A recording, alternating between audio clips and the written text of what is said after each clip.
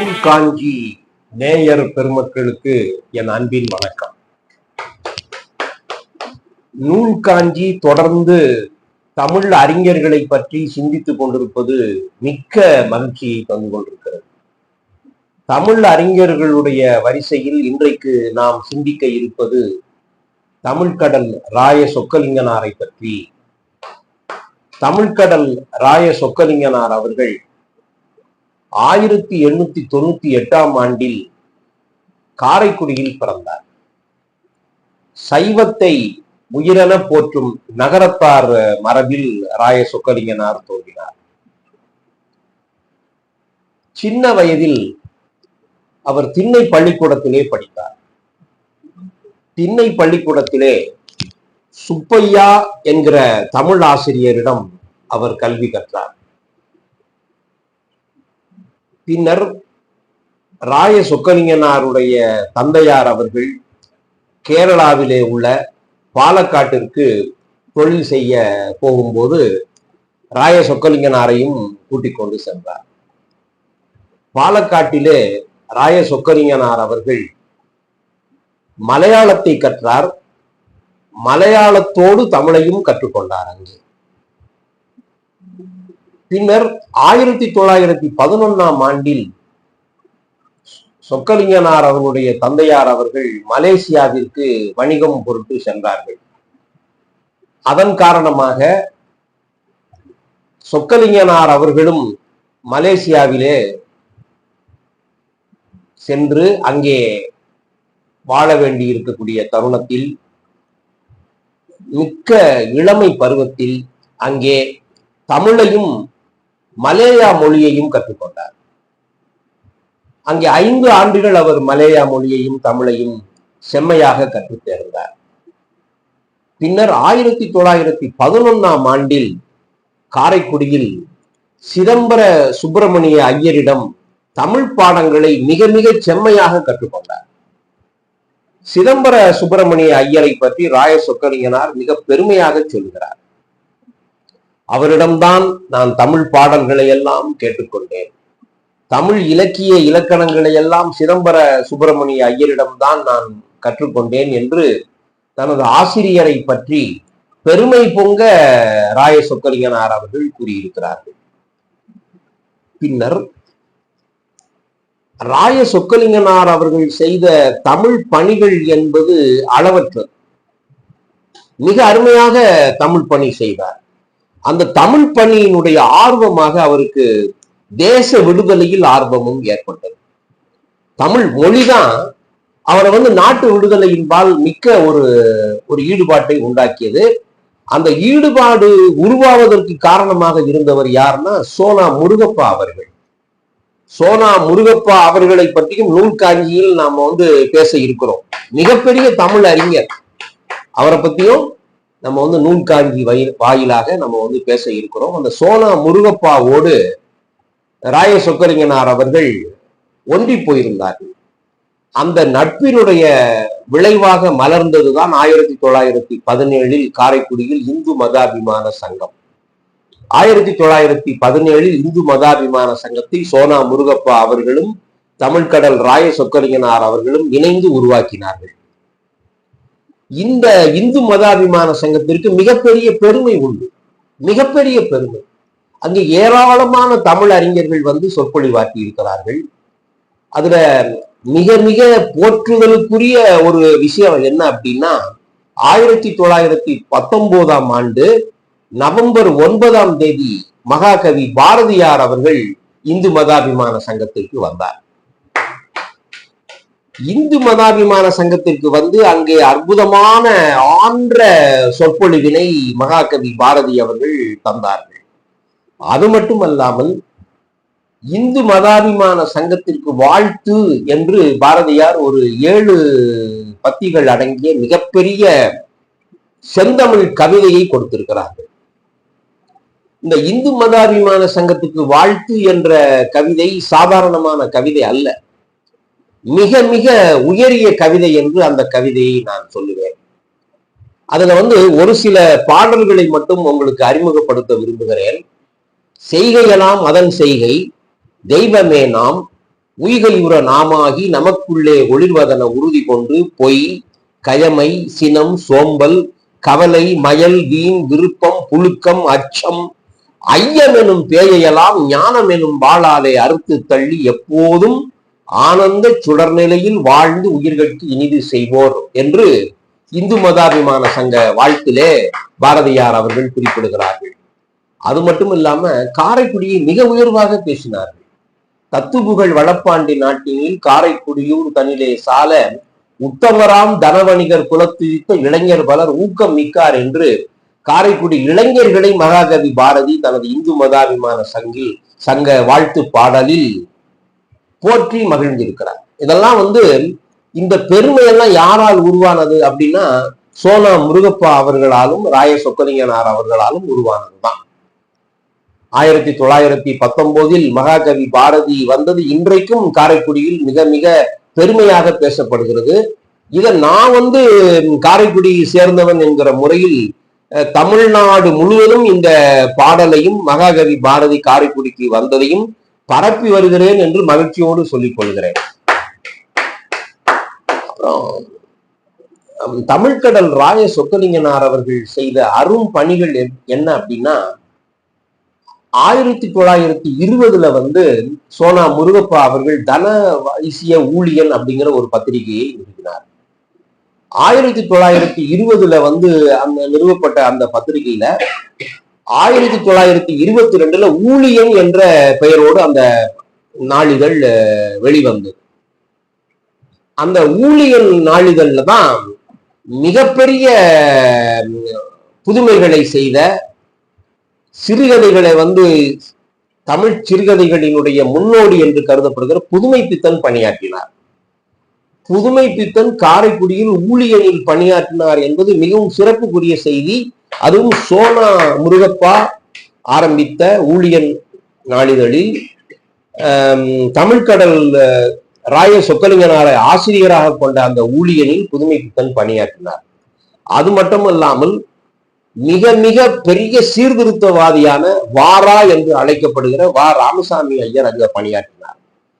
தீஜா ரங்கநாதன் தீஜாரா என்று சிறப்புக்குரியவர் அங்க பெரும் எழுத்தாளர் தீஜாரா.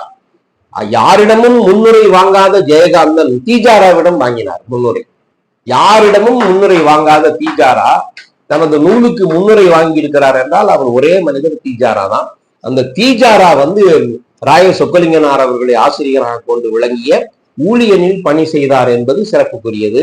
இந்த பெரும் பேராளர்கள் எல்லாம் காரைக்குடியிலே பணியாற்றினார்கள், தமிழ் பணியாற்றினார்கள் என்பது காரைக்குடிக்காரன் என்கிற முறையில எனக்கு மகிழ்ச்சி அளிக்கக்கூடிய செய்தியாகும். இப்படி 1922 20 ஆரம்பிக்கப்பட்ட அந்த பத்திரிகை 42 வரைக்கும் நமது காங்கிரஸ் ஈடுபாட்டோடு விடுதலை போராட்ட செய்திகளை எல்லாம் வெளியிட்டது.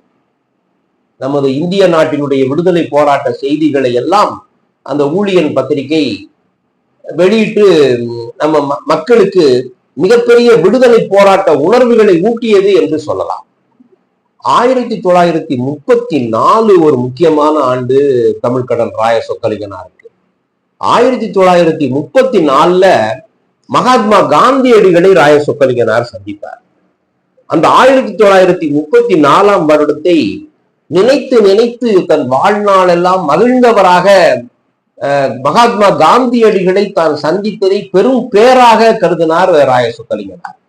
காந்தி கவிதை என்கிற மிகப்பெரிய ஒரு இலக்கிய நூலை அவர் வெளியிட்டிருக்கிறார். காந்தி பிள்ளை தமிழை வெளியிட்டிருக்கிறார். 1932 சட்ட மறுப்பு இயக்கத்துல அந்த போராட்டத்திலே பங்கெடுத்து அவர் சிறைக்கு சென்றார். நகரத்தார்ல சிறைக்கு சென்றவர்கள் விடுதலை போராட்ட களத்தில் போரிட்டவர்கள் என்றால் நம்ம கம்பன் அடிப்பொடி சோ முருகப்பா ராய சொக்கலிங்கனாரை சொல்லலாம். மிகப்பெரிய ஒரு சீர்திருத்தவாதியாக ராய சொக்கலிங்கனார் விளங்கி இருக்கிறார்கள். அதையும் தாண்டி அவருடைய சிறப்புக்குரிய செய்தி, என்னை கவர்ந்த செய்தி என்ன அப்படின்னா 1938 அவர் உள்ளாட்சி தேர்தலில் போட்டியிட்டு அந்த நகராட்சி உறுப்பினரானார். காரைக்குடியில நகராட்சி உறுப்பினரானார். 1941 நகர்மன்றத்தினுடைய தலைவராக வந்தார். நகர்மன்றத்தினுடைய தலைவராக வந்து அவர் செய்த பணிதான் வந்து இன்னைக்கும் எனது நெஞ்சை மிக மிக கவரக்கூடிய செய்தி என்று நான் சொல்லுவேன். மிகவும் போற்றி போற்றி போற்றி புகழ வேண்டிய செய்தி என்று அந்த செய்தியை சொல்லுவேன். தமிழ்கடல் ராய சொக்கலிங்கனார் அவர்கள் நகர்மன்ற தலைவராக பொறுப்பேற்ற சமயத்தில் காரைக்குடியில் 4 பள்ளிக்கூடங்கள் தான் இருந்தன. அவர் பொறுப்பேற்ற பிறகு 17 பள்ளிக்கூடங்களை புதிதாக கொண்டு வந்தார். காரைக்குடியிலே அந்த காலத்துல 1941 ஏராளமான பேர் படித்திருக்கிறார்கள் என்றால் அதற்கு ராய சொக்கலிங்கனார் காரணமாக திகழ்ந்திருக்கிறார். 4 பள்ளிக்கூடத்தை தனது நகர்மன்ற தலைவராக இருந்த காலத்துல 21 பள்ளிக்கூடங்களாக 17 பள்ளிக்கூடங்களை புதிய பள்ளிக்கூடங்களை உருவாக்கினார் என்ற செய்தி சொல்லுவதற்கு எளிதானது. ஆனால் இந்த செயலை செய்திருக்கிறார் என்று நினைக்கிற போது அவரை போற்றி போற்றி புகழ வேண்டும். எல்லாரும் தெரிஞ்சுக்கணும். முதல்ல காரைக்குடி மக்கள் தெரிஞ்சுக்கணும், செட்டி மக்கள் தெரிஞ்சுக்கணும், தமிழ்நாட்டு மக்கள் தெரிஞ்சுக்கணும் என்று நான் பேராவல் கொள்கிறேன். அதையும் தாண்டி தமிழ்கடல் வந்து தமிழ் பணியாற்றினார். மிகப்பெரிய பணிகளை ஆற்றியிருக்கிறார். அவர் சொன்னா அந்த காலத்துல செல்வந்தர்கள் எல்லாம் கேட்கக்கூடிய நிலையில இருந்தார். காரைக்குடி செல்வந்தர்களால் நிறைந்த மண். அந்த மண் அவர் சொன்னார்னா செல்வந்தர்கள் அதை கையை கட்டி நிறைவேற்றக்கூடிய ஒரு நிலையில ராய சொக்கலிங்கனார் திகழ்ந்தார். அவர் என்ன பண்ணினார்னா திருமண வீடுகள்ல எல்லாம் நல்ல தமிழ் இலக்கியங்களை கொடுக்கணும், தமிழ் பாடல்களை கொடுக்கணும் அப்படின்னு கருதி ஏராளமான தமிழ் பாடல்களை வந்து வெளியிட செய்தார். இப்ப ஒரு வீட்டுல பொண்ணுக்கு கல்யாணம் நடக்குது, பையனுக்கு கல்யாணம் நடக்குதுன்னா அந்த பொண்ணினுடைய தந்தையை அழைப்பார், பையனுடைய தந்தையை அழைப்பார், ஒரு தமிழ் புத்தகத்தை போடுங்கன்னு சொல்லுவார்.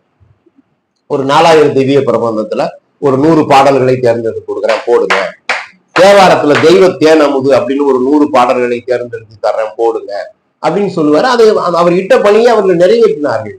அதனால காரைக்குடி பகுதியில தேவாரமும் திருவாசகமும் 4000 திவ்ய பிரபந்தமும் ஏராளமான மக்களுக்கு தெரிந்திருக்கிறது என்றால் அதற்கு முதன்மை காரணமாக திகழ்ந்தவர் ராய சொக்கலிங்கனார் என்று நான் சொல்வேன்.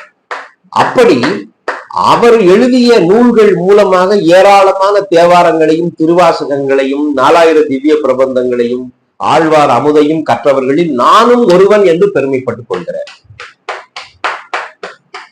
அவர் உருவாக்கிய புத்தகங்கள் தெய்வ தேனமுது, ஆழ்வார் அமுது அப்படின்னு சொல்லி 34 புத்தகங்களை அவர் கொண்டு வந்திருக்கிறார். எல்லாமே தமிழ் பாடல்கள், தமிழ் பாடல்களால் நிரம்பியது.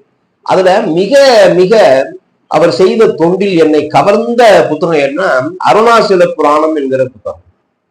சைவ எல்லப்ப நாவலர் எழுதிய நூல் அந்த நூல் அருணாசல புராணம். அதை வந்து மிக மிக செம்மையாக பதிப்பித்து ராய சொக்கலிங்கனார் அவர்கள் வெளியிட்டார்கள். சைவ எல்லப்ப நாவலருடைய அருணாசல புராணத்தை மிக அருமையாக, மிக தெளிவாக, கட்டுக்கோப்பாக, மிகச்சிறந்த கட்டமைப்புடன் அதுல வந்து கொடுத்தார்கள். அதுல ஒரு பாட்டு ஒண்ணு உண்டு. காரொழுகும் குழலாடை கருணை விழிந்தொழுகும் இரு கடைக்கண்ணாடை மூரலில நிலவொழுக புழுகொழுக அழகொழுகும் முகத்தினாடை வாரொழுகும் தனத்தாளை வடிவொழி தெரியாத மருங்கொலாடை சீரொழுகும் பதத்தாளை அருணை உண்ணா முலையாளை சிந்தை செய்வான்னு ஒரு பாட்டு. இந்த பாட்டை நான் எதுக்காக சொல்றேன் அப்படின்னா, இந்த தமிழுக்கே சிறப்பானது வந்து லகரம் தான். இது பூராமே இந்த பாட்டுக்குள்ள இருக்கு. காரொழுகும் குழலாளை கருணை வழிந்தொழுகும் இரு கடைக்கண்ணாடை மூரலில நில ஒழுக புழுகொழுக அழகொழுகும் முகத்தினாளை வாரொழுகும் தனத்தாளை வடிவொழுகி தெரியாத மருங்குலாளை சீரொழுகும் பதத்தாளை அருணை உண்ணா முலையாளை சிந்தை செய்வாம். இந்த பாட்டை மிக அழகாக பதிப்பித்திருக்கிறார் தமிழ்கடல் ராய சொக்கலிங்கனார் அவர்கள். காரைக்குடியில வள்ளல் அழகப்ப செட்டியார் அவர்கள் மிகப்பெரிய கல்வி பணியாற்றினார்கள். மிகப்பெரிய கல்வி பணி, சாதாரணமான பணி அல்ல. வள்ளல்னா அவர் வள்ளல், பெருவள்ளல். அந்த பெருவள்ளல் வந்து தமிழ் துறைக்கு ஆற்றிய பணிகள் என்பது அளவிடற்கரியது. தக்க சான்றோர்களை, தமிழ் சான்றோர்களை தமிழ் துறையில வந்து அவர் சிறப்பித்துக் கொண்டே இருந்தார். அந்த வரிசையில ராய சொக்கலிங்கனாரை அவர் தமிழ் ஆராய்ச்சி துறை தலைவராக்கி அழகு பார்த்தார். ராய சொக்கலிங்கனார் தமிழ் ஆராய்ச்சி துறை தலைவராக இருந்த போது மிகச் சிறப்பான 2 நூல்களை கொண்டு வந்தார். அதுல ஒண்ணு வந்து கம்பனும் சிவனும் அப்படிங்கிறது. கம்பனும் சிவனும் அப்படின்னா என்னன்னா, கம்பன் 10,700 பாடல்களை பாடினார். அந்த 10,700 பாடல்களில் கம்பன் சிவனை பற்றி குறிப்பிட்ட பாடல்களை எல்லாம் தொகுத்து அதற்கு விளக்க உரையும் தந்து கம்பனும் சிவனும் என்ற நூலை ராய சொக்கலிங்கனார் உருவாக்கினார். அப்புறம் வில்லியும் சிவனும் அப்படின்னு ஒரு புத்தகத்தை கொண்டு வந்தார். வில்லி பாரதத்துல வில்லிபுத்தூர் ஆழ்வார் சிவனை பற்றி குறித்த இடங்களை எல்லாம் தொகுத்து ஒரு நூலாக்கினார். கம்பனும் சிவனும் வில்லியும் சிவனும் என்பது ராய சொக்கலிங்கனாருடைய மிகச்சிறந்த நூல்கள் என்று சொல்லுவார். தமிழ் விரும்பிகள் எல்லாம், தமிழை போற்றக்கூடியவர்கள், கம்பனை போற்றக்கூடியவர்கள், வில்லிபுத்தூர் ஆழ்வாரை படிக்க வேண்டும் என்று விரும்புகிறவர்கள் எல்லாம் தேடி படிக்க வேண்டிய புத்தகம் என்று கம்பனும் சிவனும் வில்லியும் சிவனும் என்ற நூலை நான் குறிப்பிட்டு சொல்கிறேன். ராயசோ அவர்களுடைய திருத்தல பயணம் என்கிற நூலை நான் மிக முக்கியமான நூல் என்று சொல்லுவேன். தேவார மூவர்கள் பாடி கழித்த ஊர்களுக்கெல்லாம் பயணம் மேற்கொண்டு திருத்தல பயணத்தை ராய சொக்கலிங்கனார் அவர்கள் தந்தார்கள். ஒவ்வொரு திருத்தலத்துக்கும் போய் அந்த திருத்தலத்துக்கு திருஞான சம்பந்தர் பாடிய பாடல்ல முக்கியமான பாடலை, திருநாவுக்கரசர் பாடிய முக்கியமான பாடலை, சுந்தரர் பாடிய முக்கியமான பாடலை எல்லாம் புத்தகமாக கொண்டு வந்து அந்த திருத்தலத்துல உள்ள முக்கியமான செய்திகளை எல்லாம் தொகுத்து திருத்தல பயணம் என்கிற மிகச்சிறந்த நூலை தமிழ்கடல் ராய சொக்கலிங்கனார் அவர்கள் நமக்கு தந்திருக்கிறார்கள். அவரு இதெல்லாம் காட்டிலும் மிகப்பெரிய தமிழ் தொண்டு என்ன அப்படின்னா, மிகப்பெரிய சொற்பொழிவாளராக திகழ்ந்தார்கள். நான் 5வது படிக்கிற போது காரைக்குடியில சிவன் கோவில்ல நம்மள விளையாட்டு சிறுவர்கள் ஓடி பிடிச்சு விளையாண்டுகிட்டு இருப்போம். அப்ப தமிழ்கடல் ராய சொக்கலிங்கனார் அவர்கள் அமர்ந்து கம்பீரமாக சொற்பொழிவு நிகழ்த்துவார். அவர் உட்கார்ந்து அந்த தமிழ் பாடல்களை சொல்லி அந்த தன்மை, அந்த பாங்கு இன்னும் என் மனக்காட்சிகளில் இன்னும் பிரதிபலித்துக் கொண்டே இருக்கிறது. அவருடைய சொல் எனது செவிகளிலே இன்னும் ஒலித்துக் கொண்டே இருக்கிறது. முன்னம் அவனுடைய நாமம் கேட்டாள், மூர்த்தி அவன் இருக்கும் வண்ணம் கேட்டாள், பின்னை அவனுடைய ஆரூர் கேட்டாள், பெயர்த்தும் அவனுக்கே பிச்சியானாள், அன்னையையும் அத்தனையும் அன்றே நீத்தாள், அகன்றாள் அகலிடத்தார் ஆச்சாரத்தை, தன்னை மறந்தாள் தன்னாமம் கெட்டாள், தலைப்பட்டாள் நங்கை தலைவன் தாளே என்று அப்பர் பெருமானுடைய பாடலை அவர் சொல்லிய அந்த தன்மை, அந்த குரல் இன்றைக்கும் எனக்கு ஒலித்துக் கொண்டே இருக்கிறது என்று நான் சொல்லுவேன். அப்புறம் ஊரிலேன் காணி இல்லை, உறவு மற்றொருவர் இல்லை, பாரில் நின் பாதமூலம் பற்றிலேன் பரமமூர்த்தி, காரொளி வண்ணனே என் கண்ணனே கதறுகின்றேன், யாருளர் கலைக்கண்ணம்மா என்னையாள் உடைய போவே என்று தொண்டரடிப்பொடி ஆழ்வாருடைய பாடலை அவர் மனம் கசிந்து கசிந்து உருகியதை நான் 5வது வகுப்பு 6வது வகுப்பு படிக்கிற போதே நான் கேட்டு மகிழ்ந்தவர். நான் 7வது வகுப்பு படிக்கிற போது தமிழ்கடல் ராய சொக்கலிங்கனார் அவர்கள் இந்த மண்ணுலகை வாழ்வை நீத்தார். அவருடைய அந்த நிறைவு ஊர்வலத்தை நான் பார்த்தேன். நிறைவு ஊர்வலத்தை 7வது படிக்கிற போது பார்த்தே கண் கலங்கிய